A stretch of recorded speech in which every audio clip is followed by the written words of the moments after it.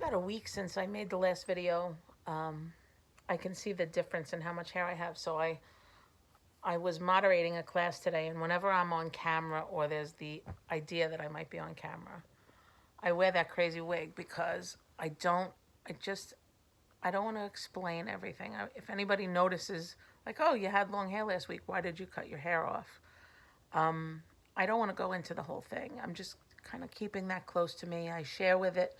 I share it with the people that are close to me, and I found that it's a great mechanism. Some other people just want to share it with everybody because they need that positive reinforcement. They need to know that people are sending them positive energy and they're praying for them, and that wasn't the case for me. I decided early on that I was going to keep this close to me because I don't want sympathy, and I also don't want people to see the bad side. I want to start with the happy ending and work backwards and talk about my journey.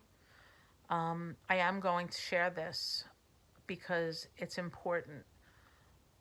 It's important that people know that if you get a breast cancer diagnosis or any kind of bad diagnosis, um, this is a different time. It's a different time than when my mom had breast cancer in the 80s. It was just so bad. The chemo was so devastating, and it's not that way anymore. And even though I was scared to death, scared, anxiety ridden, scared to death, I knew that I had to do it because my kids need a mom. Even though they're grown up, they're not done. They're not cooked by any means. Um, and I couldn't help my own mom. But if I can help somebody else, or help somebody else's mom go through this and get to the other side and be okay, that's really my goal. I feel like this is part of my purpose. I was just talking to somebody on my team about my journey and how we're going to document it and what we're going to share and how we're going to do it because I don't want it to be scary. And, many of my pictures and videos are not flattering. Like for business, you never want anybody to see you at your worst. But this is too important not to share the real, raw truth of how you go through this and what you look like and what you feel like and the emotions that you have and just keeping a positive outlook. Um, it's so important that we look at this the right way. And I can't impose how I went through it or how I'm going through it on anybody else. This is just my personal journey. I'm not saying you have to be happy and grateful. I am, and it's worked for me, but if that's not part of who you are, that's okay. We can all do this in our way. Um, I have a good 3 weeks until my surgery, and it's getting very real now. Um, I am making preparations. My recliner just got delivered, and I'm making preparations to rest and recover. But also, how am I going to work while I am kind of sort of immobile? So that's what I'm prepping for right now. And I'm sure that I'm going to be fine. It's going to be a lot. I'm blessed to have the family and my Jose that I have. And I'm sure that this is all going to work out. It's just important to me that the message gets out there that even if you're scared to death, the treatment is doable and we're all going to be okay. So maybe seeing the journey and seeing somebody come out on the other side and be okay is going to mean something to somebody. I hope that it does. Um, there's a lot of stuff that you have to do when you're used to being healthy and vibrant and doing a zillion things and all of a sudden having to stop and rest. That was something that I had to learn to do. I feel 1,000,000% better now that the chemo is out of my body. I have some numbness. It's called neuropathy. I have some numbness in my fingers, but I feel like it's dissipating a little bit. Um, my heart rate, thank God, has been steadily going down back to the normal rate that it was before chemo. So when you get chemo, you also get steroids to help your body tolerate it. And those steroids made my heart rate go really high. And it was scary, and I was scared that my heart rate would be too high and they wouldn't be able to do the surgery, or God knows what, a million things go through your head.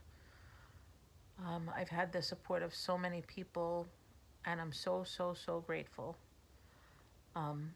One funny, not so funny story, I went to the breast surgeon, Dr. Fana, and I said, okay, I want to get my port out. I have a port in my chest. She said, oh no, we're going to leave that port there. We'll see how your pathology comes back, and maybe you'll need more chemo. We don't know, but either way, it's okay.